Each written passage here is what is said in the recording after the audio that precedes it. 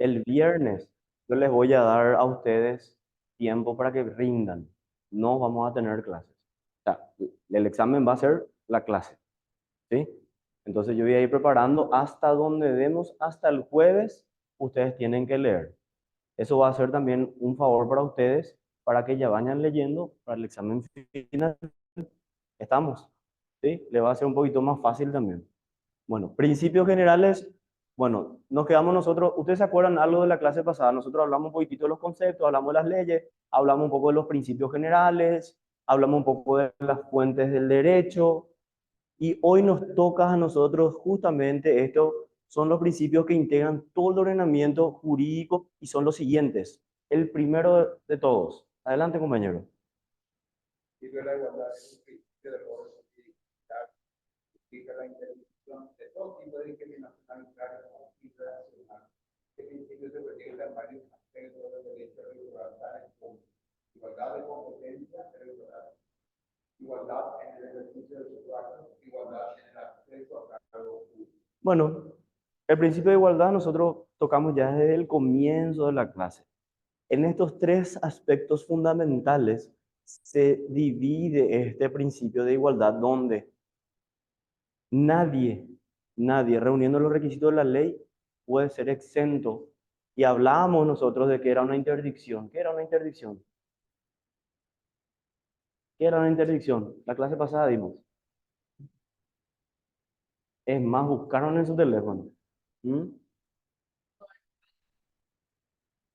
No, era la prohibición de algo. La prohibición de algo. Ahora, ahí dice que implica la interdicción de todo tipo de discriminación. O sea, tiene que restringir todo tipo de discriminación en cuanto va a la igualdad de competencia electoral, igualdad del ejercicio del sufragio. Nadie puede impedir que una persona vote siempre y cuando esté cumpliendo todos los preceptos legales. Y luego la igualdad de acceso a cargos públicos. Si nosotros tenemos todos los requisitos para ir a una justa electoral, nadie puede prohibirnos que nosotros participemos como candidatos para acceder a un escaño.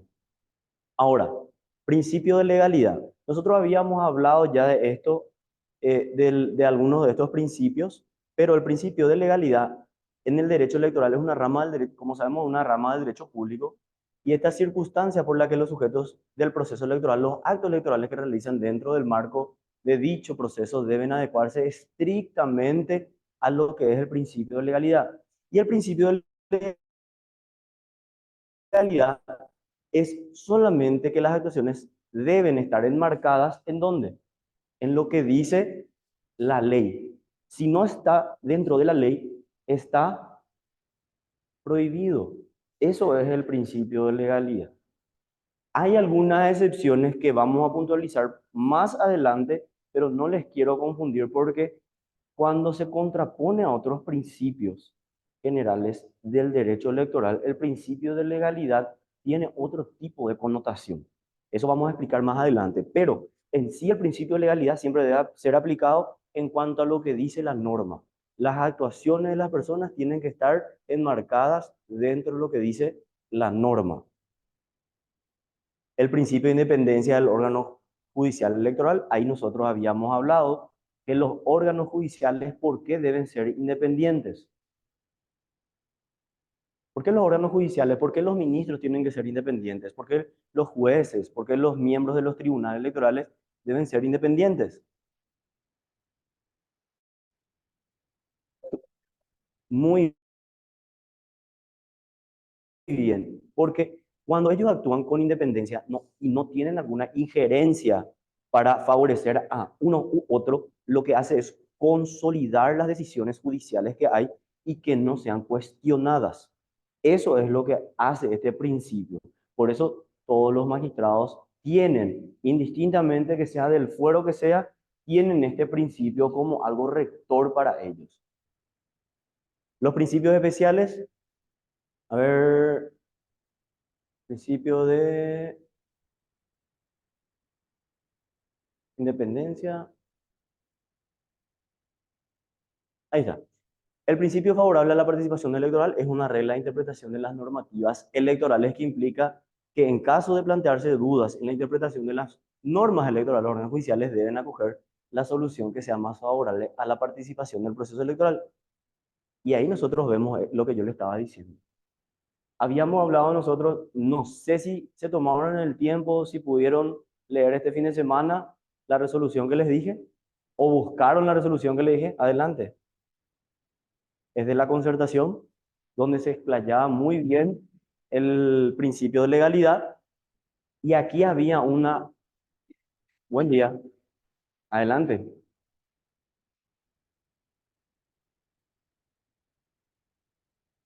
No, tranqui.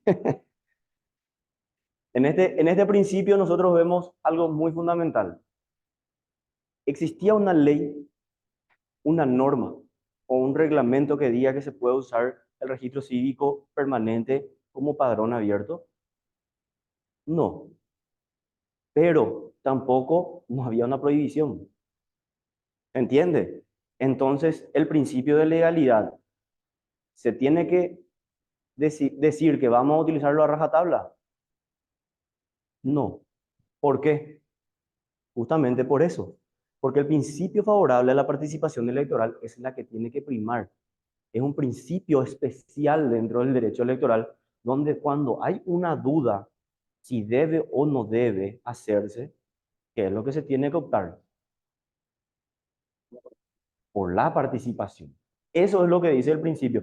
Si vos decís, ah, no, espera un ratito, no sabemos, acá él viene del extranjero, pero es paraguayo, dice cinco, es algo dudoso, no, tiene que participar. ¿Hay una ley que prohíba? No, tiene que participar.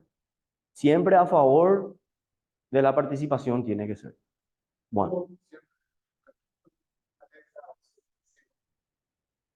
bueno, ese es un punto muy discutido ahora, pero en la ley específicamente dice, la ley dice, muy bien, ¿qué dice?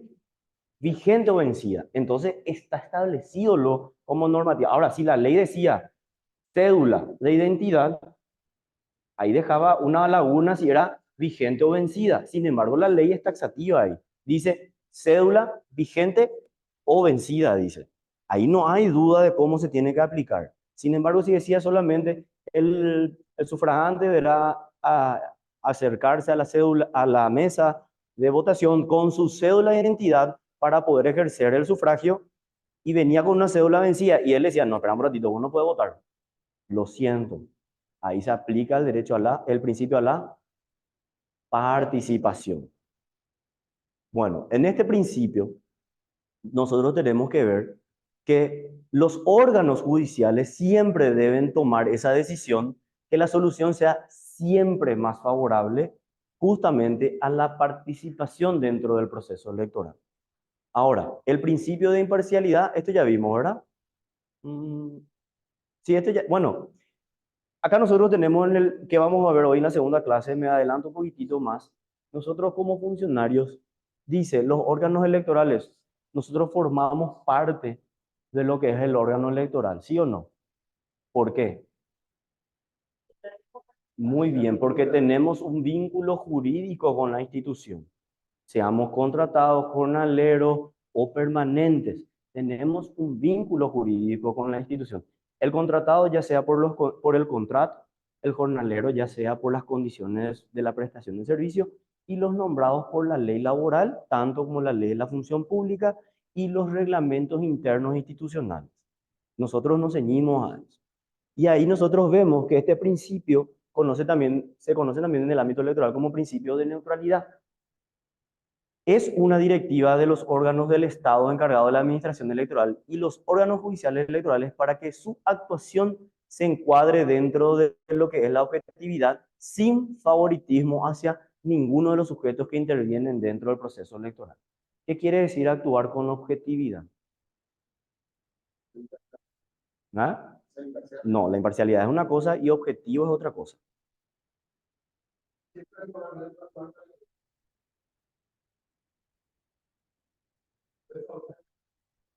Ahí está la palabra.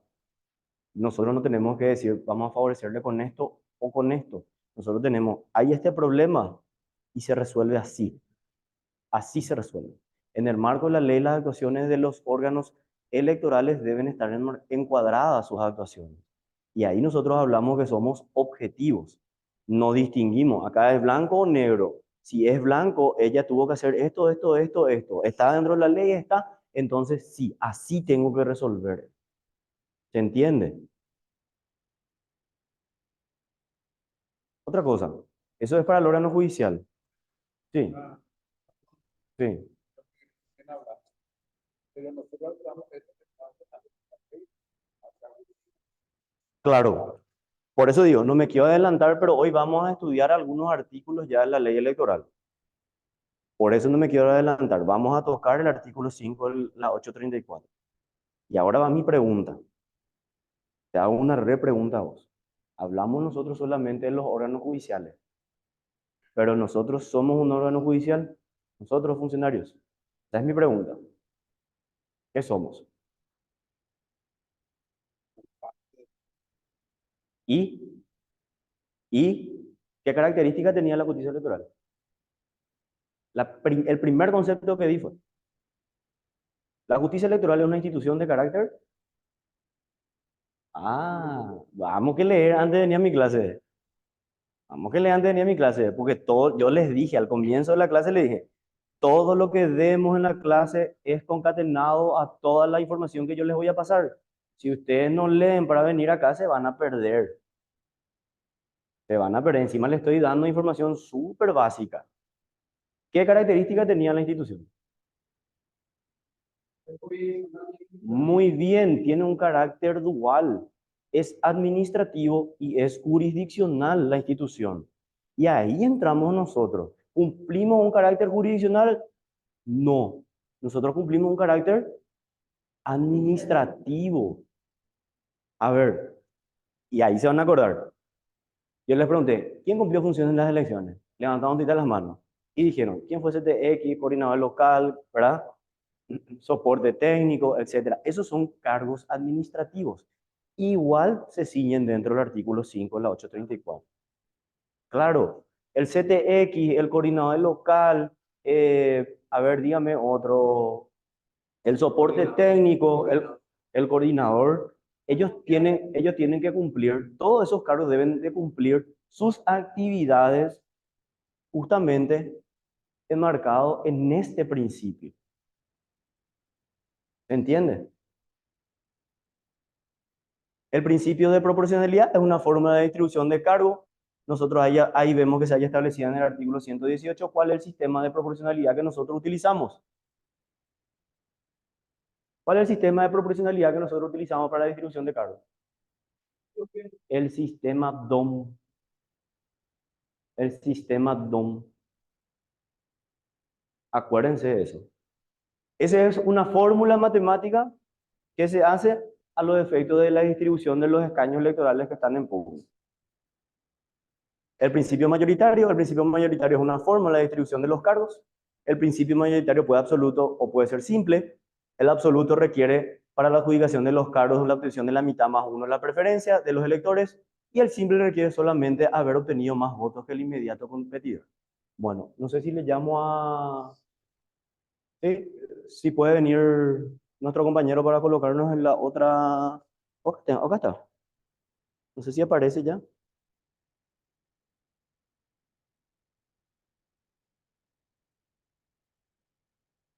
No quiero tocar y programar de todo. Sí, ya te abrí.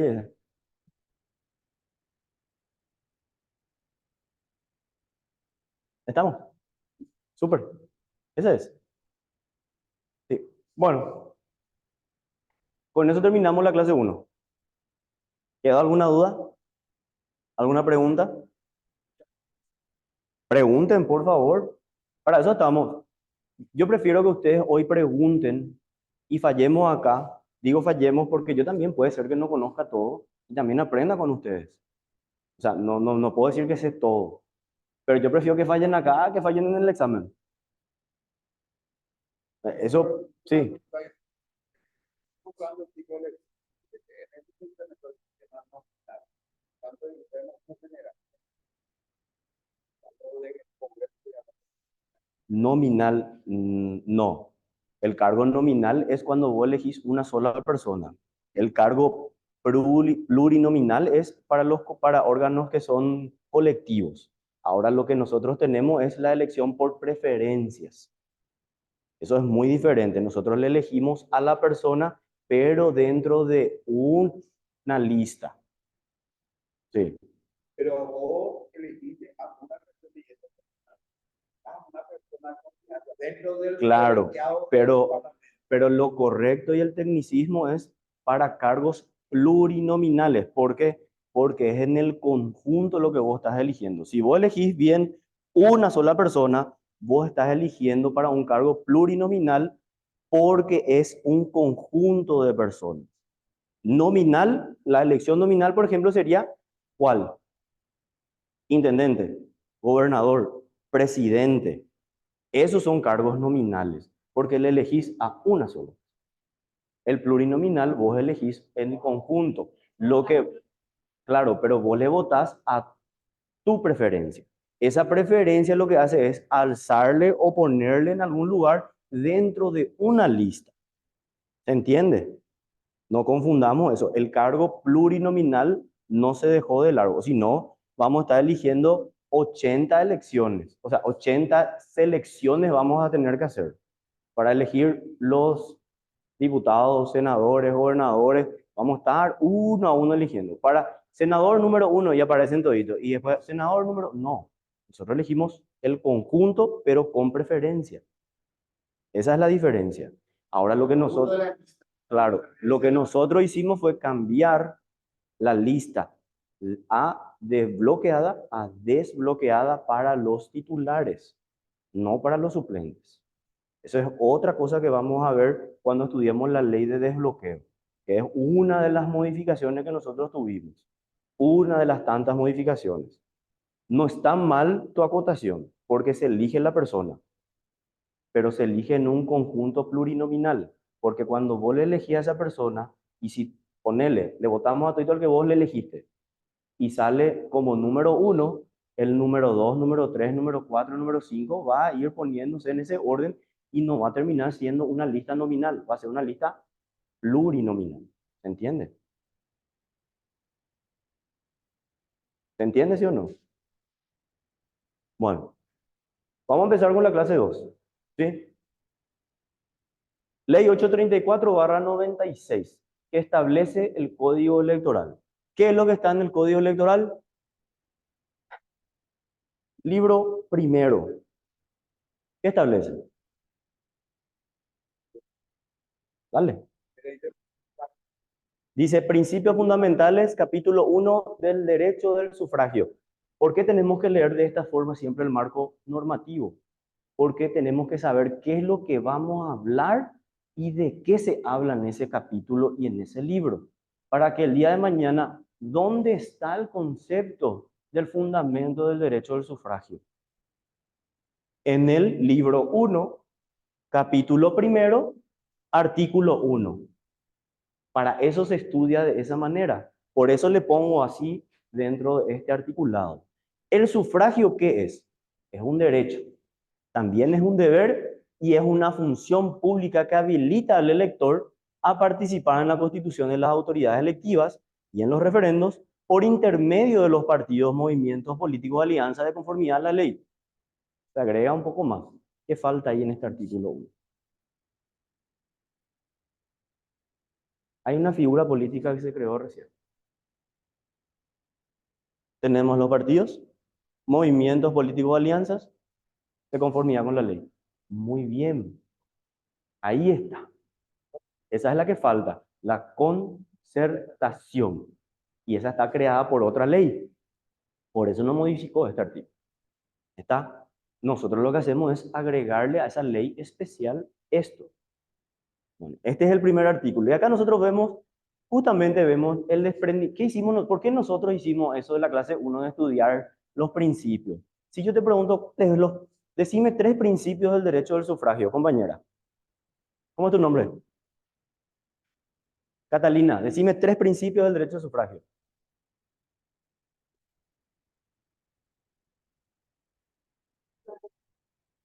¿Ven? ¿Ven cómo es, ven cómo es difícil cuando alguien nos pregunta, ¿por qué vos votás? Porque soy libre, porque soy igual, porque tengo derecho a la participación. Ah, ¿verdad? Eso fue lo que nosotros estudiamos en la primera clase. Y yo te dije tres nomás, porque hay varios. Hay varios del derecho al sufragio. Y ahí nosotros vemos que es un derecho. ¿Y qué quiere decir cuando alguien te da un derecho?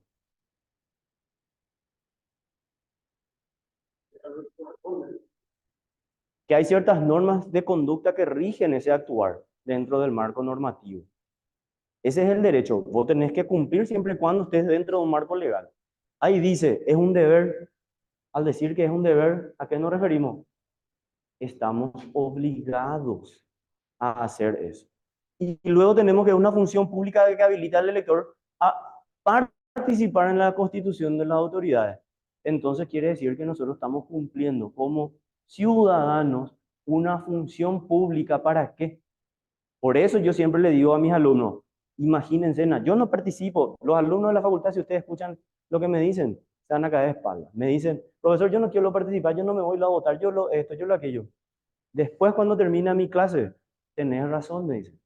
Acá nosotros vemos que dice que es una función pública, que es lo que nosotros le estamos dando a la persona que le elegimos. El poder. ¿Para qué? Para representarnos. La persona que nosotros estamos eligiendo, ¿qué es lo que va a hacer? Va a legislar. Y al legislar, ¿qué es lo que hace? Crea leyes. Y esas leyes pueden ceñir cierto tipo de conductas dentro de la sociedad para los ciudadanos, que pueden ser favorecidos en algún sector y perjudicados en otro sector. O sea, es tan importante crear esa conciencia del que el voto que nosotros hacemos, la elección que nosotros hacemos, es sumamente importante. No es nomás, ay, ya me fui a votar, no, yo no participo en esas cosas, no me importa luego. Y esa es la mentalidad que nosotros tenemos que pelear como funcionarios para cambiar. Comentario al costado de eso, ¿sí? Saliendo un poco del marco legal. ¿Quiénes son electores? Ahí nosotros tenemos que saber muy bien quiénes son los electores. Y antes de que lean luego, ¿quiénes son electores? ¿Tú con nombre? Sí, vos. Ana Paula, ¿quiénes son electores?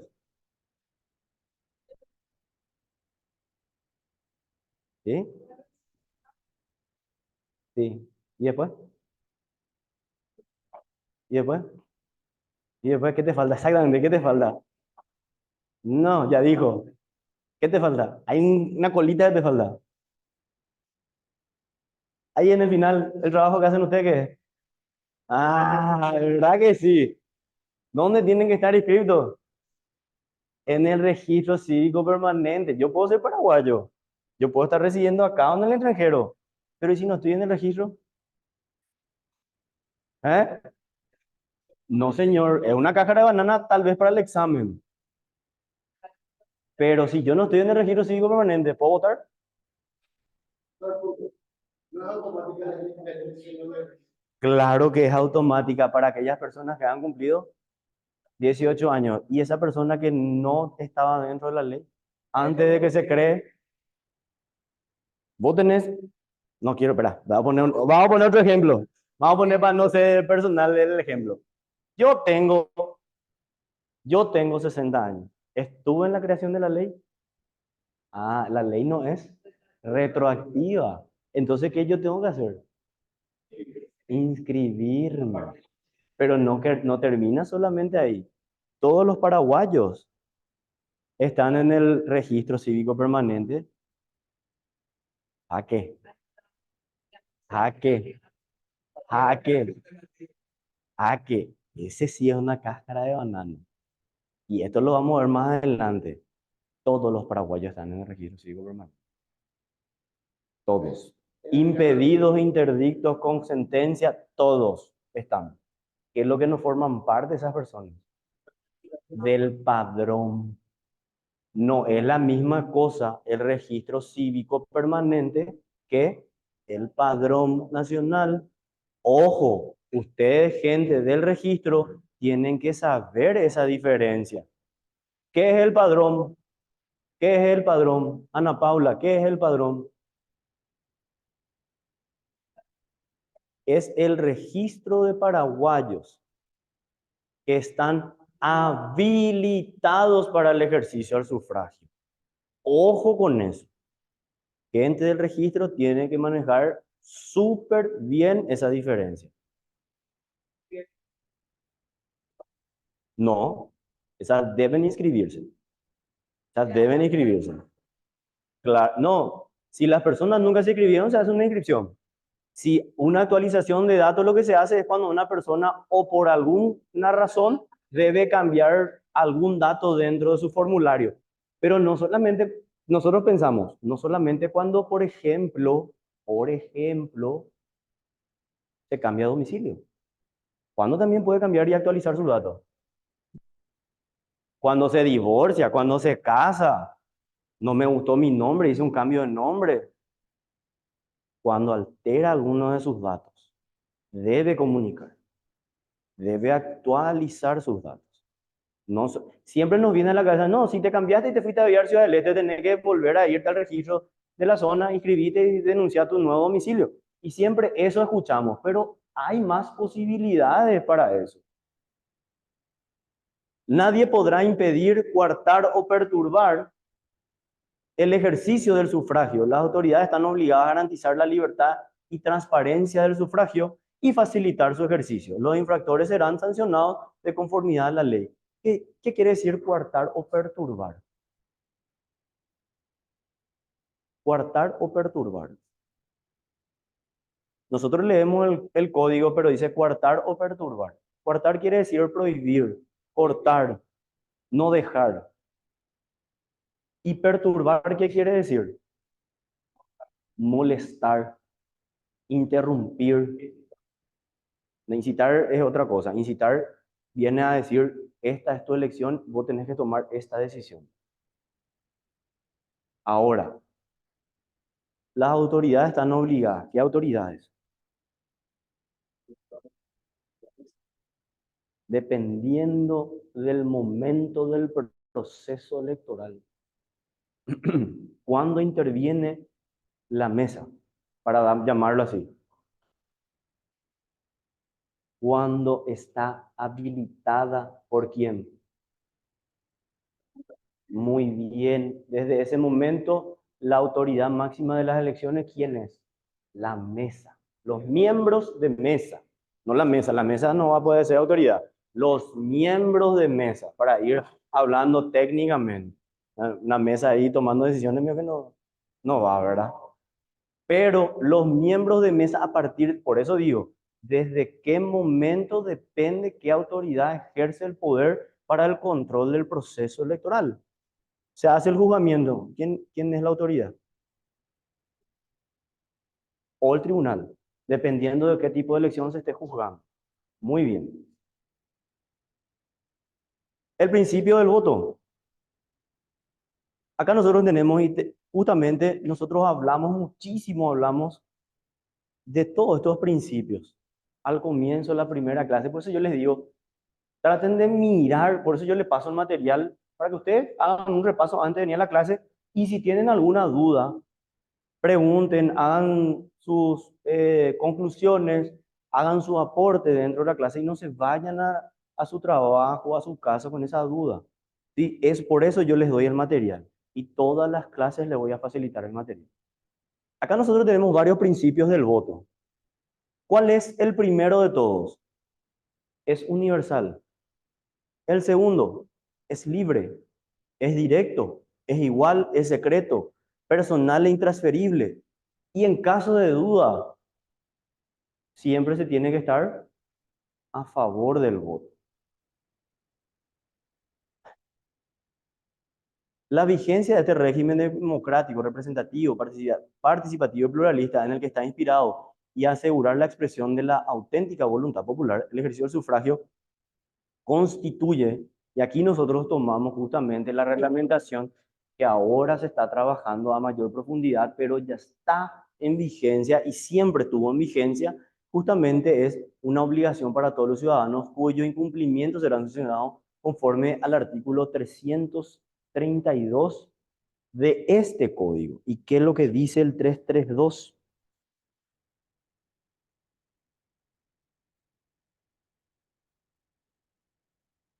Dice, abonarán una multa de 15 a 30 jornales mínimos para actividades diversas no especificadas. ¿Quiénes? Voten mediante inhabilitación establecida en el artículo 91, siendo secretario o funcionario de registro, omitieren comunicar las inhabilitaciones o sus levantamientos y violen el C y violen las prohibiciones establecidas por la autoridad pública en materia de utilización de altavoces.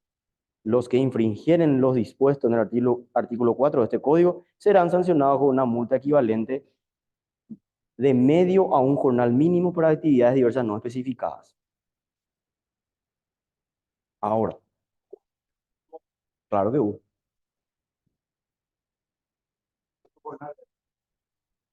No votar. Ratito. Ese artículo otra vez, ¿qué es lo que hace? El 332, ¿qué es lo que hace? Remite en el último párrafo a esto. Siempre y cuando no se incumpla dentro de todos estos principios, no se le va a sancionar. El último párrafo del 332. Pero si se infringe, claro que sí.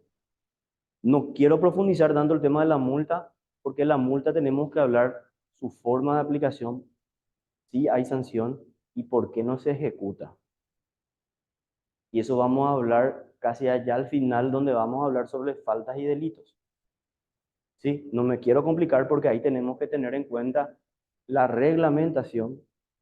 Vamos a hablar un poquito de historia, de por qué nunca se aplicó y en estas últimas elecciones sí se aplicó y al final no se pudo ejecutar nomás. De aplicarse sí se aplicó.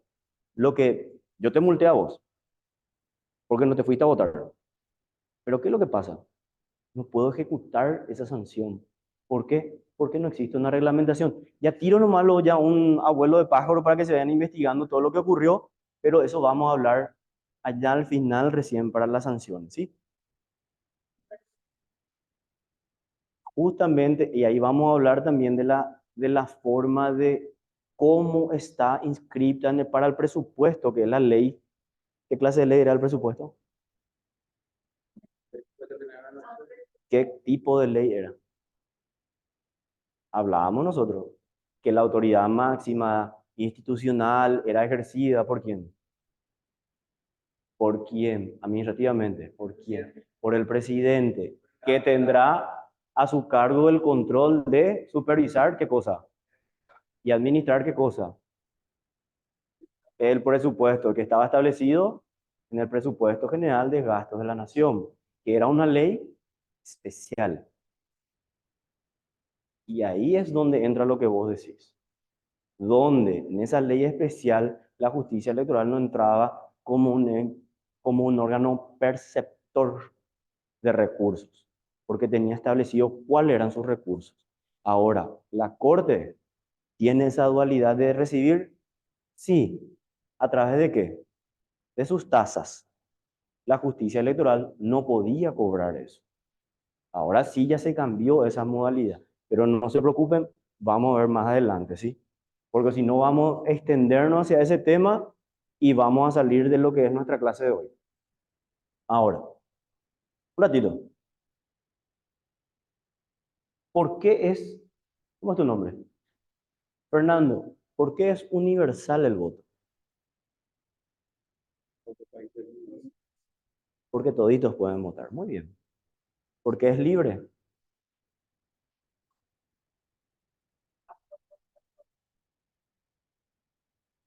Porque es directo. Muy bien. Porque es igual. Muy bien. Porque es secreto. ¿Ah? Pero ¿por qué es secreto el voto? Ana Paula, ¿por qué es secreto? ¿Eh? Demasiado bien me respondiste, por eso te estoy preguntando. ¿Por qué es secreto el voto? ¿Pero por qué? Es una decisión tuya y no es otra. ¿Qué pasaría si el voto no es secreto?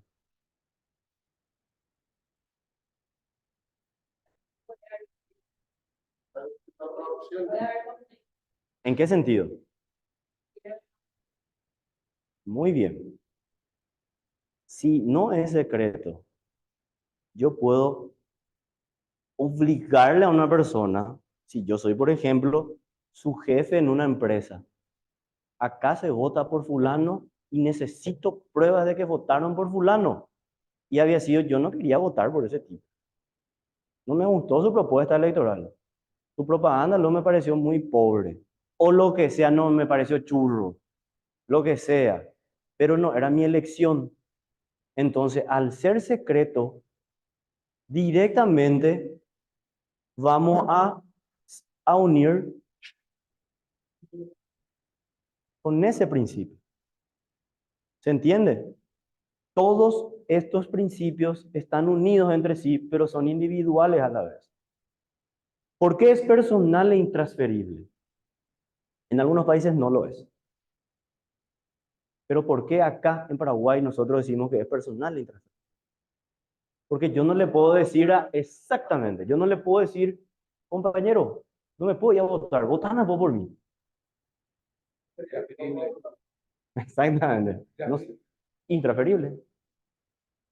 Y ahí dice que en caso de duda en la interpretación de este código se estará siempre lo que sea favorable a la validez del voto. ¿En qué caso es lo que puede haber duda en el voto?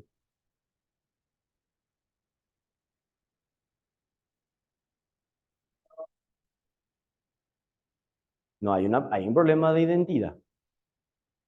¿Qué es el voto? ¿Qué es el voto? ¿Qué es el voto? Una pregunta muy fácil, ¿verdad? ¿Qué es el voto? Acuérdense que el primer día de clase, no sé, acá yo veo caras nuevas. No todos estuvieron el primer día, ¿verdad? Levante por la mano quién no estuvo el primer día. ¿Solamente vos? ¿Y ustedes tres? ¿Estuvieron el primer día? ¿Y qué yo dije con su celular que hagan? ¿Qué es el voto? Puedo decir que es un derecho al sufragio y elección. 1-1.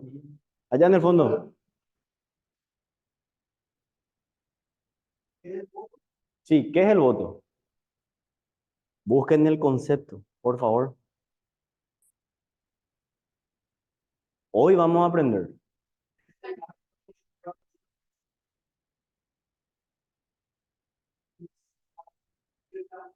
Ese es un concepto. Decime el tuyo.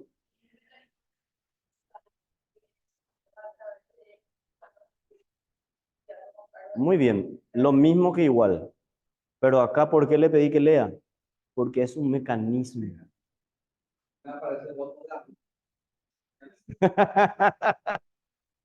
Igual sigue siendo un mecanismo de promesa, pero es un mecanismo.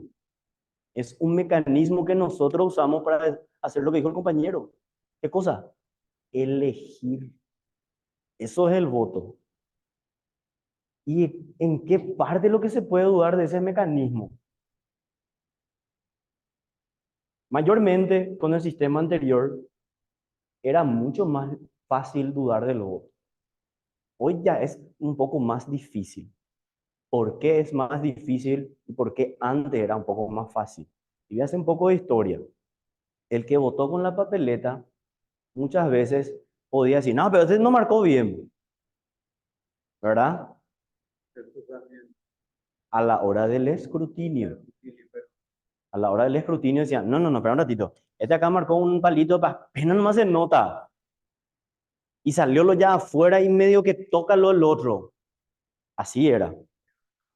Y si eran vivos se anulaba. Pero si el miembro de mesa conoce este principio, ¿qué es lo que va a pasar con ese voto? En caso de duda, a favor de ese voto. Hoy en día hay un poquito más de dificultad porque nosotros tenemos un manual. El que más que menos habrá visto el manual de cuándo es un voto nulo, cuándo es un voto anulable, cuándo es un voto a computar, ¿verdad? Sí, ¿verdad? No vamos a entrar todavía en eso. Porque si le pregunto cuál es un voto nulo, por eso no pregunto. Y si lee el chip, ¿cómo es tu nombre? Nora. ¿Por qué? Pero en el chip está la información. ¿Por qué es un voto nulo? Muy bien. Porque la ley dice que tiene que estar impreso. Por eso. ¿Y qué es anulable?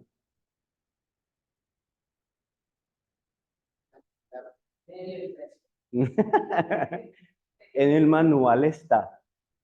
En nuestro manual está. Vamos a llegar cuando toquemos la lista de desbloqueo. No nos apuremos, ¿sí? Pero son temas que ya tienen que ir a revisar para cuando lleguemos me puedan acá preguntar. Bueno, eso es una duda. ¿Qué pasa si el presidente no quiso? Pero ¿qué pasa si el presidente no quiso firmar?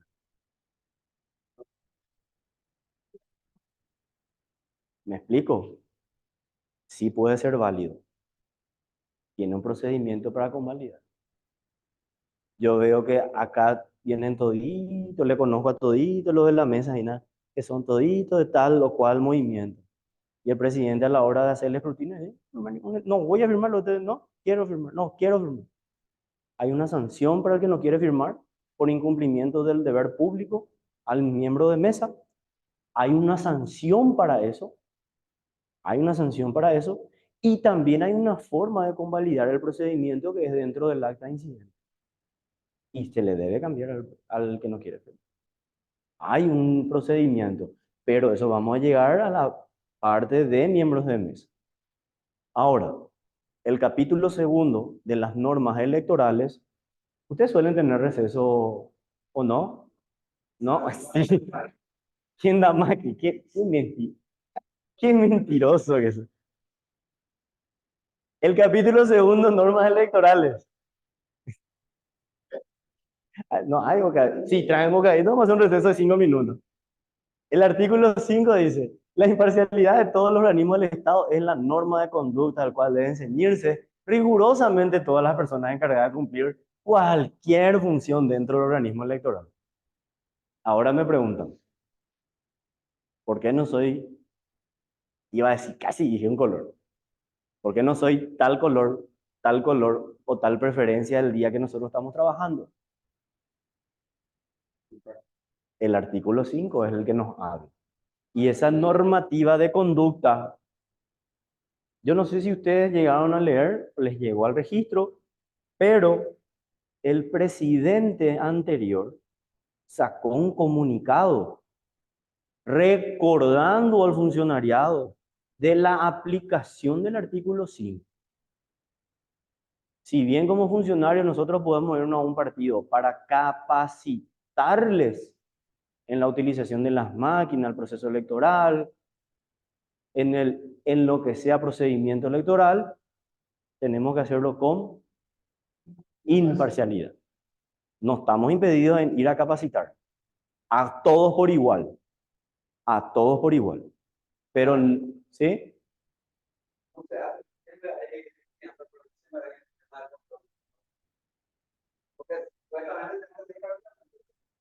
Pero el control cruzado no es por la desconfianza. El control cruzado, su finalidad es darle más garantías al proceso. Si yo desconfío de la otra persona y le tengo que controlar, no es que es por la desconfianza, es para garantizar el proceso, lo que yo estoy controlando, para hacer transparente el proceso. O sea, lo que ayuda es al fortalecimiento de ese proceso. ¿Se entiende? Esa es la finalidad del control cruzado, no para llevar más quilombo. Para hacer así, utilizar un término un poco burdo, no es para eso, sino que el control cruzado es, y no tenemos que sentirnos ofendidos porque vengan a controlar nuestro trabajo. Al contrario, si estamos seguros de lo que estamos haciendo, que vengan a controlarnos, porque estamos seguros de lo que hacemos. Y eso, una vez te van a controlar, la segunda vez ya van a confiar. La tercera vez ni siquiera, bueno, ahí está fulano, no, él va a hacer todo. ¿Se entiende? Si quiere, controla o no. Pero lo que le da ese control cruzado es garantía y fortalecimiento al proceso. Al artículo 6 dice, el secreto del voto es fundamental que garantiza el derecho de cada ciudadano a votar libremente sin revelar su preferencia. La publicidad del escrutinio garantiza la transparencia del proceso. Ahí nosotros vemos que la publicidad del escrutinio, uno de los principios que le rige al escrutinio, ¿cuál es? Justamente que es público. Su publicidad. ¿Por qué decimos que es público? ¿Por qué el escrutinio es público? ¿Y qué quiere decir que es público? Que se muestra ante cualquier persona. Ese es un principio del escrutinio. El escrutinio no se puede hacer a puerta cerrada y tampoco se puede hacer en otro lugar distinto al que se hizo la votación. El artículo 7 habla de las causales de inhabilidad e incompatibilidad. Son interpretación restringida. Todo ciudadano puede elegir y ser elegido mientras la ley no limite expresamente ese derecho. Y ahí está la colita que le faltó a Ana Paula hace rato. Siempre y cuando no esté dentro de lo que está prohibido en la ley, puede participar. Y al hablar de inhabilidad e incompatibilidad, su interpretación es restringida. ¿Qué quiere decir eso? Y voy a poner un ejemplo así sencillo. ¿Quién es mamá y quién es papá? Levante la mano. Vos te podés ir al patio, pero no te vayas que al pozo. Hasta ahí. No. Pero mamá, no hay, pero mamá. No hay, pero papá. Dice la ley, puede participar. Aquellos que tengan 35 años, no se interpreta, se aplica. Dice, el que ocupa otro cargo tiene que renunciar y tiene que renunciar. Dice el funcionario, ahí va una pregunta, ¿el funcionario público puede pedir permiso nomás o tiene que renunciar?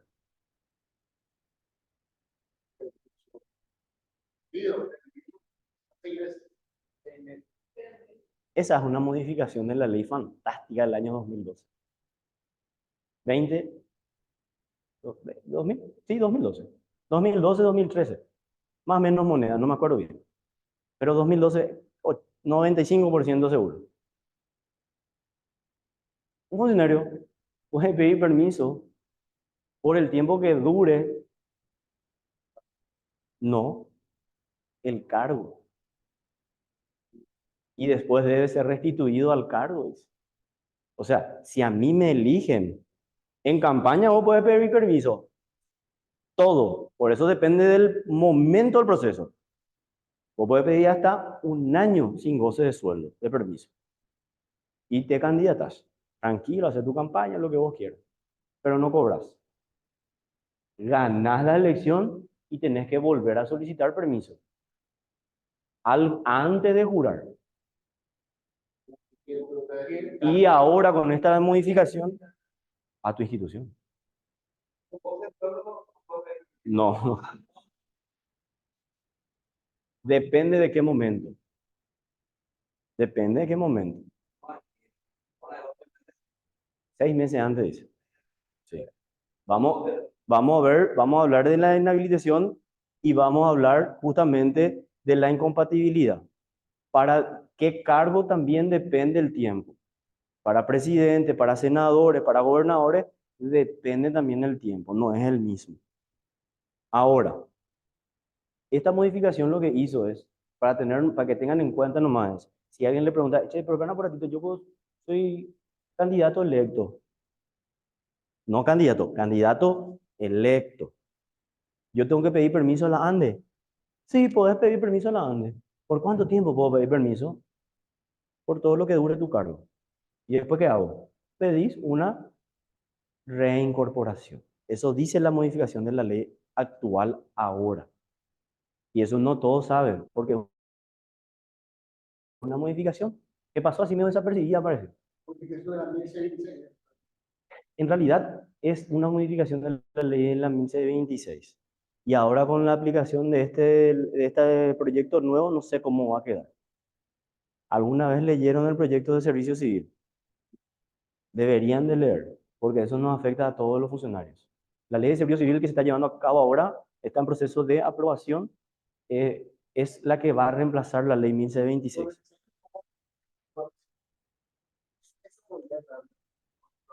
¿En qué sentido? ¿Qué favores sería? Hijo, si hablamos de eso, nos vamos a salir hoy a las 10. Bueno, la verdad que voy a tocar así rápido, ¿verdad? No conozco a profundidad y muy bien, pero sí estuve leyendo. Y hay muchas formas de que favorece al funcionario en cuanto a la carrera pública, al servicio civil, como le llama ese proyecto. Ahí nosotros vemos que el funcionario antiguo tiene ciertas condiciones para ir escalando dentro de lo que es la función pública. También el personal no contratado también tiene algunos derechos más, como vacaciones, permisos, licencias, donde tiene también un poco más de estabilidad en ese sentido. Pero no quiero hablar de algo que no está aprobado. Eso es un proyecto de ley que ustedes entran, ven en la parte de las comisiones, proyecto de servicio civil, y le va a descargar el proyecto que ellos tienen. Pueden leerlo. Tiene 97 páginas, tiene 160 o 140 artículos aproximadamente. Sí, súper importante, porque si se aprueba le afecta a todos. No es solamente eso, hay un artículo que no se está teniendo en cuenta de la 140, de la ley 1026, que es el artículo 144, y en el proyecto no leí yo. Y el artículo 144 de la ley de la función pública establece que para los despidos de personal en las municipales y gobernaciones entenderán los tribunales electorales, dice. Y esa competencia contencioso administrativa por el artículo 144 le están dando a los tribunales electorales. Cuando se deje sin efecto la ley 1026, no leí en algún lado eso. Todavía por lo menos no leí. Y no sé, justamente no sé cómo va a quedar, porque es anular una competencia jurisdiccional. Pero eso es harina de otro costal. Bueno, el libro segundo habla de los partidos y movimientos políticos. El título preliminar habla de las declaraciones fundamentales. El artículo 8 habla de la fundación, organización y funcionamiento y extinción de los partidos o movimientos políticos existentes o por constituirse se regirá por las disposiciones de qué código, de la 830 y ¿de qué año? Muy bien. Alguien está escribiendo por mi pizarra.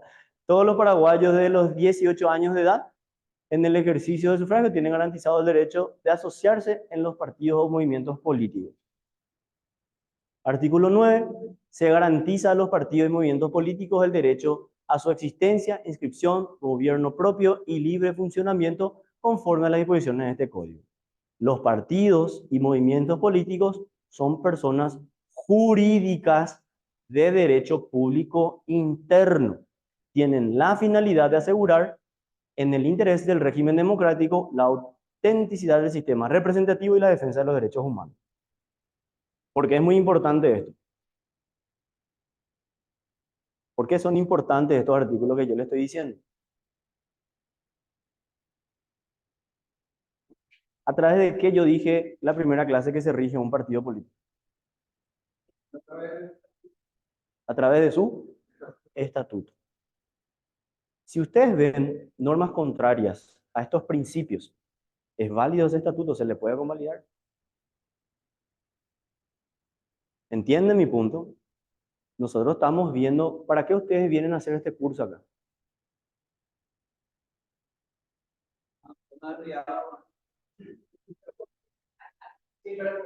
Fue sincero.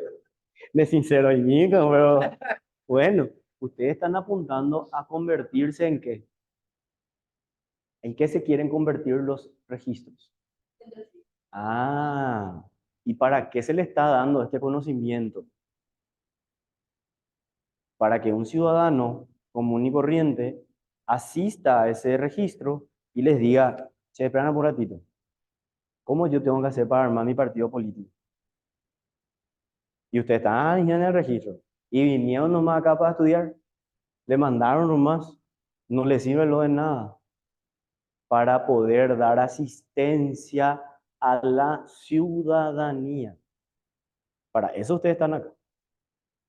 Se van a convertir en centros cívicos. Esa es la idea. Entonces, este tipo de conocimiento le va a ser útil a ustedes el día de mañana cuando venga una persona y le diga, ¿dónde puedo acceder a información para hacer mi partido político? ¿Mm?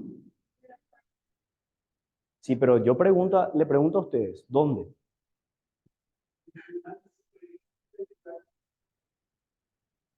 No se van a ir a preguntarle a los ministros.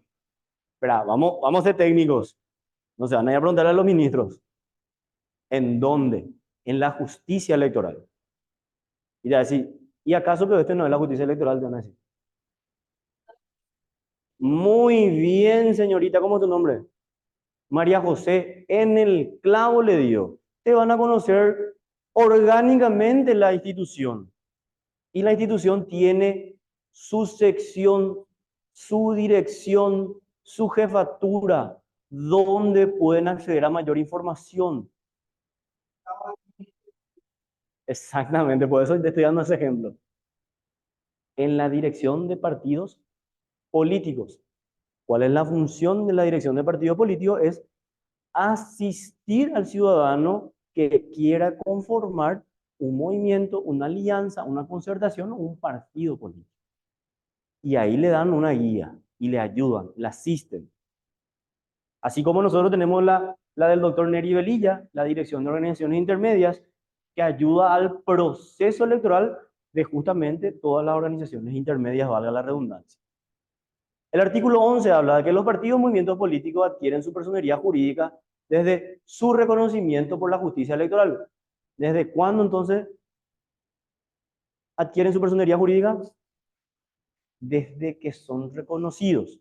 A los efectos de la administración y disposición de su patrimonio, gozan de las prerrogativas establecidas de las personas de derecho privado en los términos del capítulo 2 y 3 del título segundo del libro primero del Código Civil. Que es lo que nosotros, porque yo le cité la vez pasada que el derecho electoral es de manera transversal. ¿Y con qué ciencia se enlazaba? Acá está, con el derecho civil. ¿Por qué con el derecho civil se le asocia a un partido? Y hablamos nosotros del libro primero del Código Civil, ¿sí o no? ¿Sí o no? ¿Y de qué hablaba ese primer libro? De las personas. Y hay dos tipos de personas.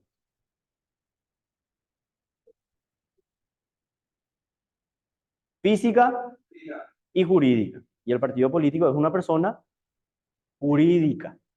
Entonces, por eso estamos hablando de esa ciencia también que tiene connotación con el derecho electoral.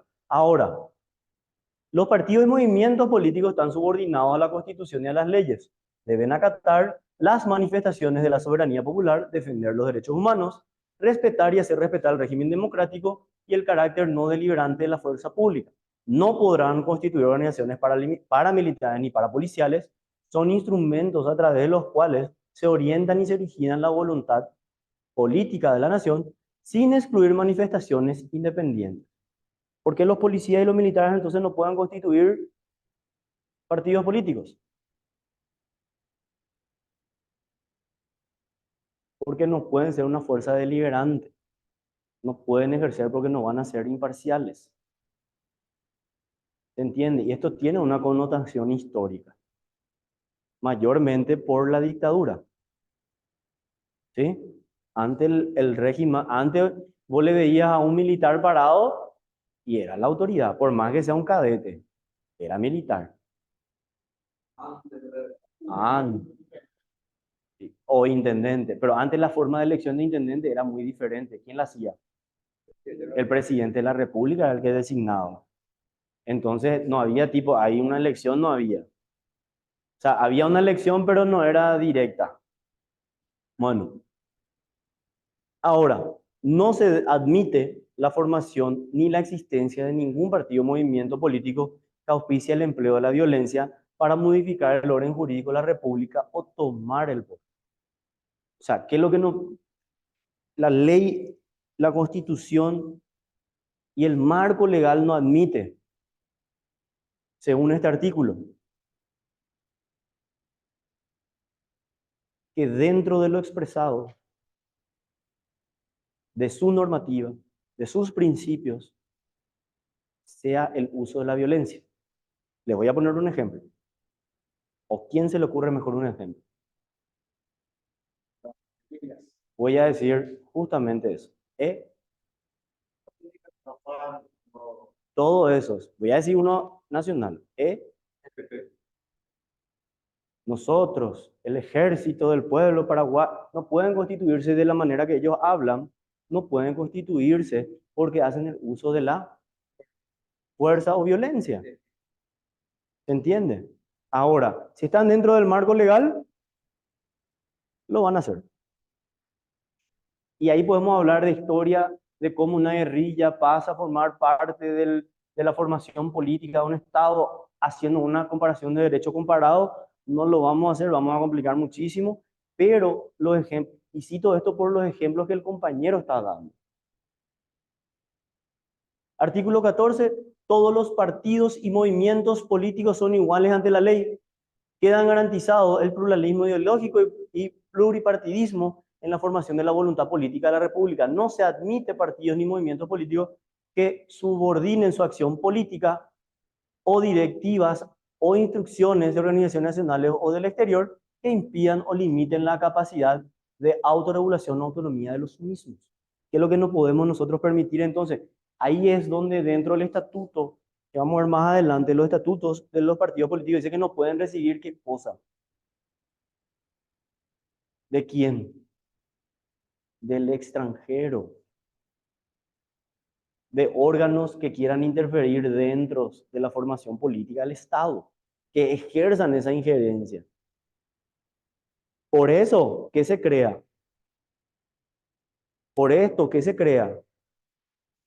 La ley de financiamiento. Se controla de dónde viene la famosa palabra trazabilidad del dinero. ¿De dónde es lo que viene? ¿Cuál es el origen de su dinero o de su fondo para hacer su campaña?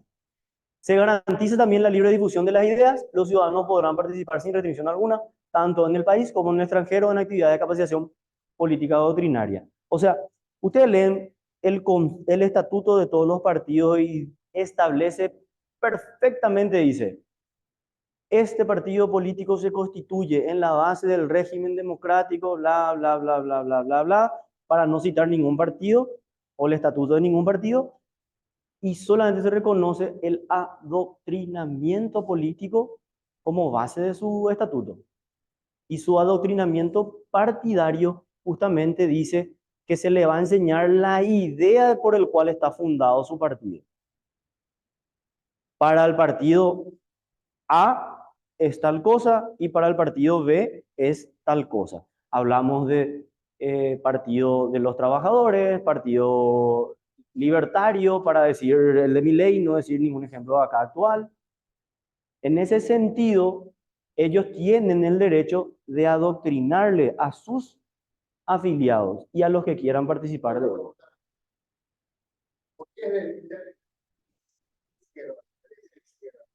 ¿Por qué se le dice de derecha a izquierda? ¿Y por qué no de centro? Porque justamente el de derecha tiene una connotación, pero ese es derecho político. No, ese es derecho político. Ese es un análisis político. El análisis político lo que se hace es saber si una persona es de derecha, de izquierda o de centro, es si tiene ideas contrarias al gobierno, si comulga con algunas ideas del gobierno o es del gobierno. En ese sentido es la forma que uno dice de izquierda, de derecha o de centro. En ese sentido es lo que se habla. Pero es un análisis político eso.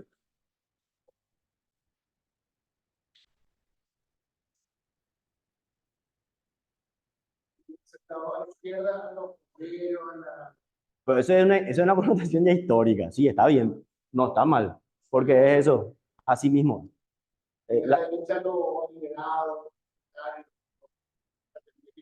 Así mismo. Es una connotación histórica porque se le dice de historia de izquierda o de derecha, ¿verdad? Bien por el aporte. Pero vieron cómo podemos hablar de algo y nos vamos a otro tema. Por eso quiero hacer así medio puntual todo.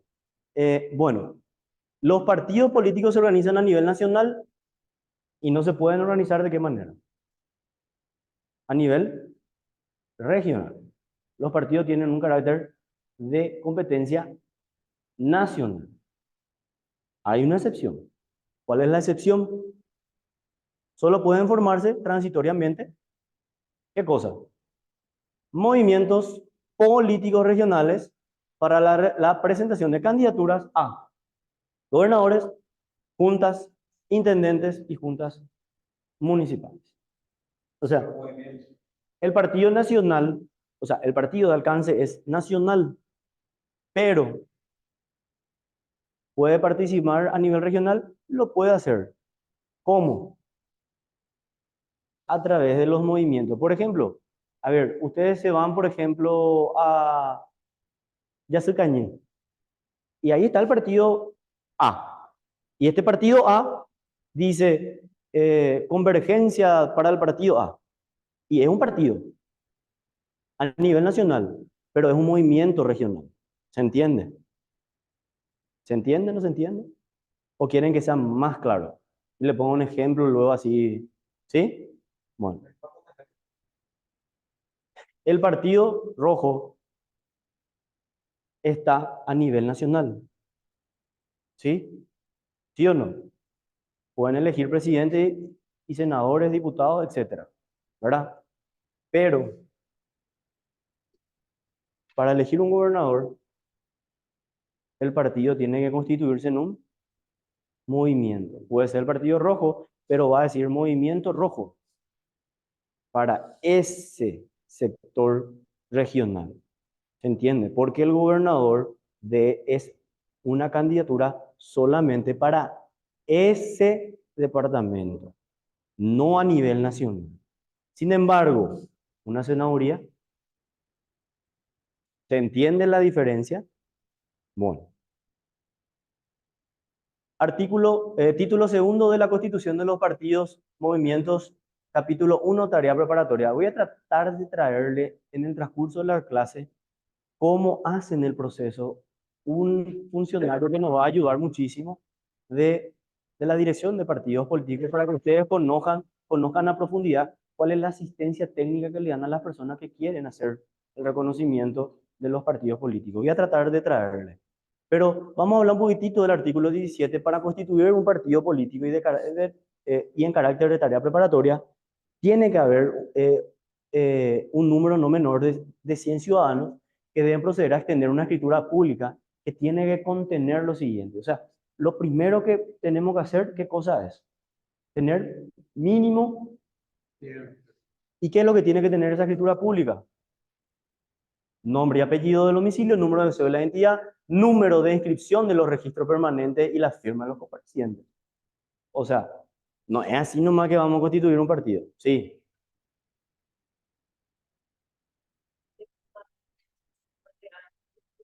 En el año 2014, 2012, hubo esas denuncias ante el juzgado donde las personas venían en tareas preparatorias justamente a traer firmas que ni siquiera eran de las personas. Y entonces lo que la justicia electoral hizo fue a poner a disposición de la ciudadanía para que se proceda a la revisión de esas firmas y que la persona que no firmó pueda tener la oportunidad de decir, espera un ratito, yo objeto, yo no firmé, yo no quiero ser parte de eso. Claro, pero eso provoca un malestar jurídico. ¿Por qué? Porque dentro del estatuto partidario, no. Si vos sos afiliada del partido A o el partido B, dentro de su estatuto, puede decir el que sin autorización haga campaña en otro movimiento o en otro partido político, puede generar su exclusión de la afiliación que corresponde. ¿Y qué pasaría si yo no firmé y estoy dentro de ese partido de formación? me van a excluir el tribunal, o ya sea el tribunal de conducta o el tribunal que tengan dentro de ese partido, me puede excluir a mí y me perjudica en mis derechos. Justamente por eso la justicia electoral, teniendo todo en cuenta esa normativa legal, puso a disposición de la ciudadanía el legajo de firmas de todo eso. ¿Qué dice ahí? Ese es para la tarea preparatoria. Así se empieza. ¿Y qué es lo que nosotros tenemos ahí? Tenemos que constituir primero, de esas 100 personas, ¿qué tenemos? ¿Qué tenemos? Nombre y apellido, domicilio, número de cédula de identidad, número de inscripción del registro cívico permanente y su firma. Declaración de constituir un partido político en formación. Denominación de las bases ideológicas y programáticas de carácter democrático y individualicen el partido político cuya constitución se proyecta, y el estatuto, que no es el oficial, va a ser provisorio, la constitución de las autoridades provisionales, el domicilio del partido político en formación y la designación justamente de sus apoderados. Después, la documentación señalada en este artículo que vimos tiene que ser presentada ante quién. Y ahí es clarísimo, no ante juzgado, no es tampoco ante el Tribunal Jurisdiccional Departamental. ¿Dónde? El de capital, dice, y su trámite será de conformidad a lo establecido a la ley que reglamenta, y no hallándose en contradicción las prevenciones de este código, el tribunal autorizará a la entidad a iniciar los trabajos de organización y proselitismo necesarios. ¿Para qué? Para que se pueda reconocer como partido. ¿Pero por qué decimos esto? Porque todavía no es un partido político, es un partido en formación. Es un partido político en formación. Para constituir un partido político en carácter de tarea preparatoria, dice nuestro artículo. Ahora, la constitución de los movimientos, alianzas, concertaciones, tiene otra forma. Vamos a ver también eso adelante. Ahora, esta documentación, ya los dije, tiene que ser presentada al Tribunal Electoral de la capital, y este es el que tiene que autorizar para que ellos puedan hacer su proselitismo para poder convertirse en partido político.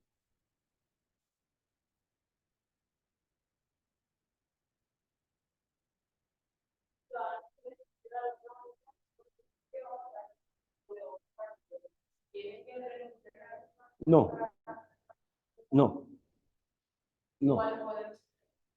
¿En qué sentido? Primero te hago una consulta. ¿En qué sentido decís se le debe estudiar?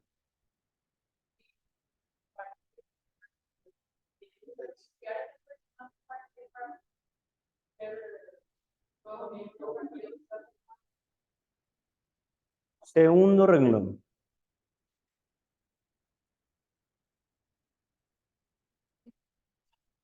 Dice pluripartidismo. Dice. ¿Cuál es la afiliación que vale? Según nuestra ley. La última. Vos podés formar parte de varios partidos, pero la última, según nuestra ley, es la que vale. Y si vos vas a estar en un proceso de formación, lo único que la justicia electoral, el tribunal de la capital va a hacer es poner de manifiesto a ver si esa persona quiso o no quiso. Es la que firmó su autorización voluntaria, nada más. Si esa persona viene y dice, alto, la número 100 es mi firma y yo no autorice esa firma y esa no es mi firma. Eso es lo que estudia. Eso es lo que ese es el procedimiento que el tribunal va a hacer. No es que se le va a estudiar a la persona a ver si es de una CDAN, RPLR. No, no se va a estudiar eso. Porque ahí lo que se está viendo es que la persona ya viene a consentir manifiestamente que quiere formar parte de otro partido político que va a estar en proceso de formación. Ahora, el estudio de esa persona se tiene que hacer individualmente dentro del partido que está afiliado, si le suspenden, si le dan permiso, etcétera, etcétera, etcétera. La justicia electoral no hace eso. La justicia electoral lo que va a ver si esa persona está, uno, dentro del registro, el tribunal va a pedir informe a ver si corresponde el número de inscripción de esa persona. 2, si la firma es. 3, si su cédula de identidad y la firma coinciden. Eso es lo que va a hacer el tribunal. Va a controlar si la documentación es la correcta. Y luego, una vez que autorice, haciendo todos esos trámites que le estoy diciendo, a vuelo de pájaro, ¿qué es lo que se hace? ¿Qué es lo que hace? No hallándose contradicción con las prevenciones de este código, el tribunal autorizará a la entidad a iniciar los trabajos de organización y proselitismo necesarios para su reconocimiento. O sea, hay todavía tareas por hacer. Entonces podés iniciar, porque hay un número que tenemos que llegar. Y ahora lo vamos a ver. Para los partidos políticos en formación no podrán presentar candidaturas para elecciones generales departamentales o municipales. Pasados 2 años de la autorización al que refiere el artículo número 18, yo le autorizo a que ellos hagan todo ese paso. Vale, métanle pata, ahora ya pueden hacer todos los procedimientos para conformarse como partido político, que es el siguiente paso. Si pasan 2 años de esa autorización sin que la entidad logre los requisitos que está establecido en la ley y en la constitución, para la constitución del partido, de oficio o a petición de parte, ¿qué es lo que va a pasar? Se va a cancelar la misma, debiendo los miembros que firmaron disolverla. O sea, tiene un plazo. ¿Cuál es ese plazo? Para un partido en formación que todavía no adquiere su reconocimiento como partido. 2 años a partir de la autorización para las tareas preparatorias. Si en 2 años no pueden hacerlo, se disuelve y lo pueden hacer el tribunal de oficio o a petición de parte. Fundación y reconocimiento.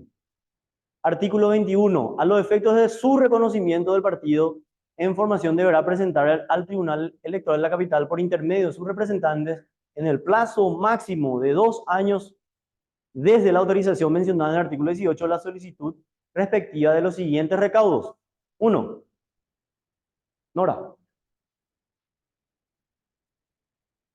Muy bien, ahí ya estamos hablando de otra cosa. Primero que teníamos que tener un estatuto provisorio nomás. Ahora, ¿qué es lo que ya tenemos que presentar? El acta de fundación del partido político, que no tiene que ser así nomás un escrito, por escritura pública. En esa escritura que tiene que estar la declaración de sus principios, tienen que ir sus estatutos, nombres, siglas, lemas, colores, emblemas distintivos, símbolos partidarios. Imagínense, acá hay estudiantes de derecho, si aquel compañero, no me acuerdo tu nombre, ¿cómo? Roberto. Roberto sabe bien que los nombres, siglas, colores, lemas, emblemas, símbolos, ¿ante quién se tramita? Ante la justicia.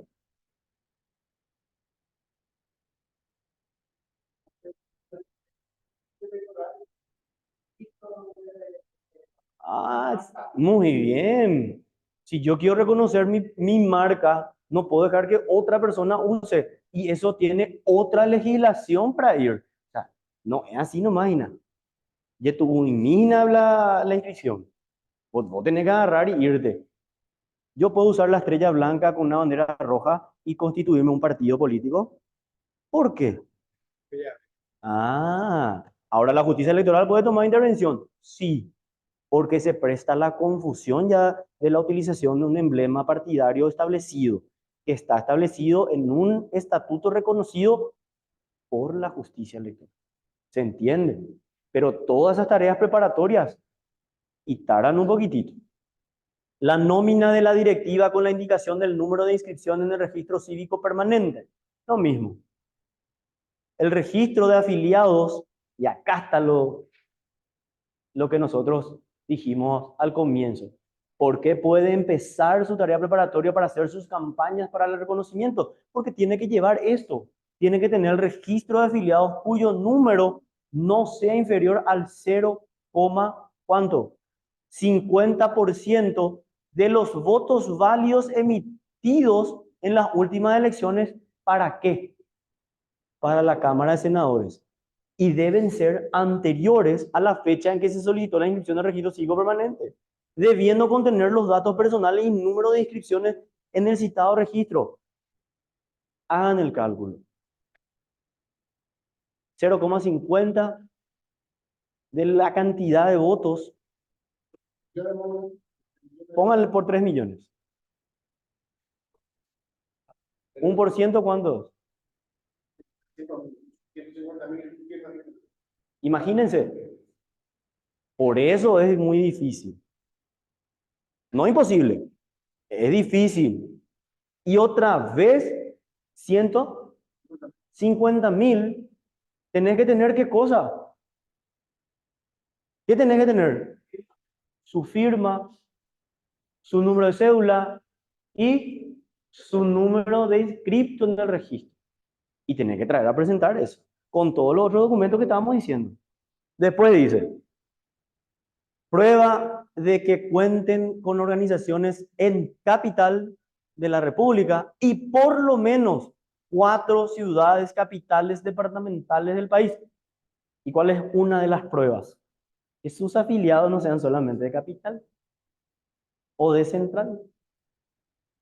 Tienen que tener sus inscritos también en esos lugares. Por eso cuesta mucho. Porque el partido político tiene un carácter a nivel nacional.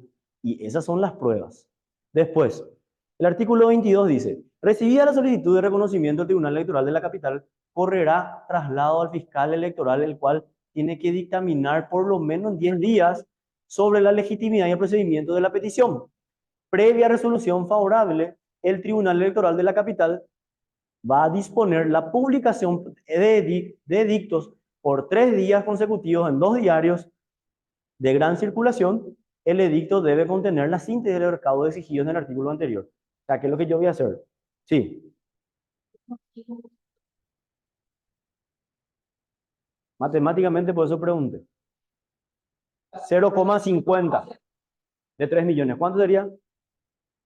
No más. No, 150.000, 15.000, sí. Un cero menos. 15.000 personas. Vamos a aclarar eso. 15.000 personas. Igual es mucho. Y los 15.000 no son solamente de acá. A nivel nacional tiene que ser. Bueno, gracias por la aclaración. Matemáticamente soy malísimo, por eso soy abogado. No, no contador. Yo no soy contador por eso. O administrador menos. Bueno, pero ¿dónde estamos acá nosotros? Previa resolución favorable del tribunal. ¿Qué es lo que tiene que hacer? Una vez que se recibe todos los documentos, ¿cuál es el siguiente paso? Ya tenemos las 15.000 firmas, ya tenemos los estatutos, ya tenemos los directivos, ya tenemos todo en regla. ¿Qué es lo que tiene que hacer el tribunal? Fiscal, esto que está bien. ¿Es sí o no? ¿Y el fiscal tiene cuánto tiempo para responder? 10 días otra vez tiene. 10 días tiene. Después de eso, ¿qué es lo que tiene que hacer el tribunal? ¿Y por qué se publica? ¿Para qué?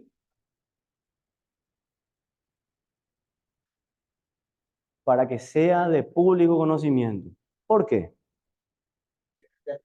Justamente ahí, ¿qué es lo que se va a verificar, Nora? Si mi dato, si algún ciudadano dice, yo no estoy ahí, eso yo no hice. Para eso es.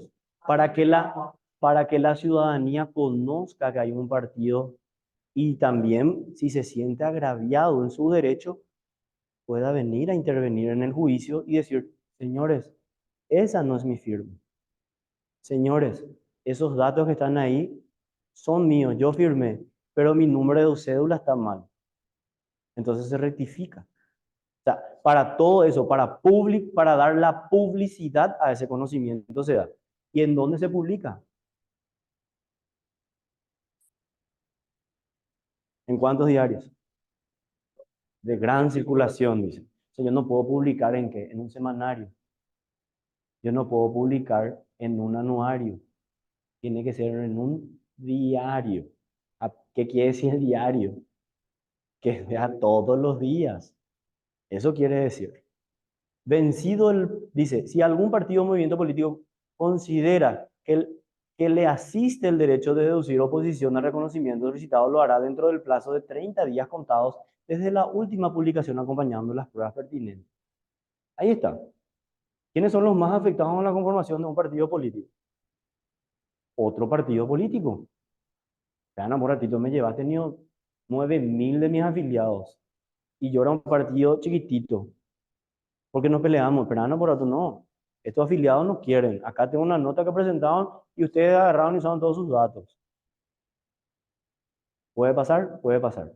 ¿Estoy poniendo un ejemplo simple? Sí, estoy poniendo un ejemplo simple. Pero puede ser que haya otra cuestión. Puede ser que esté utilizando su mismo emblema, su mismo símbolo, su misma dogmática, y el partido que se sienta agraviado puede intervenir en el juicio para poder protestar por su formación. ¿Se entiende? ¿Y cuánto tiempo tiene el plazo? Y ahí hablamos otra vez de Código Civil. ¿Cuánto es el plazo para que pueda recurrir? Dice 30 días, contados desde dónde?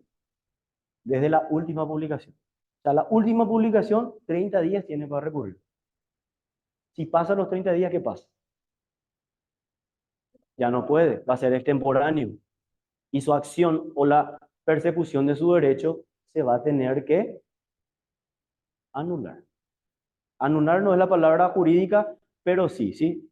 Su derecho va a caducar. Ahora, vencido el plazo fijado en este artículo del Tribunal Electoral de la Capital, se va a pronunciar sobre la solicitud de la inscripción en un plazo no mayor de 15 días, dentro del cual escuchará a las partes y podrá solicitar los documentos que estime que son pertinentes, y esa decisión fundamental será comunicada a los representantes de la agrupación política solicitante y a los impugnadores, ¿verdad? Quienes podrán apelar ante el Tribunal Superior de Justicia Electoral dentro del término de 5 días hábiles. La resolución ejecutoria se publicará en el registro oficial. ¿Qué es lo que pasa acá? Acá nos da un plazo cuando ya hay una controversia. Cuando existe esa controversia, lo que puede hacer el tribunal es por revista a las partes o, esperan por ratito, está bien con lo que me está solicitando, pero yo necesito este documento para que vos me fundamentes mejor, porque si no, no me cierra la película. Y ahí tiene que fundamentar el tribunal qué documentos más necesita para que pueda proceder a tomar su decisión.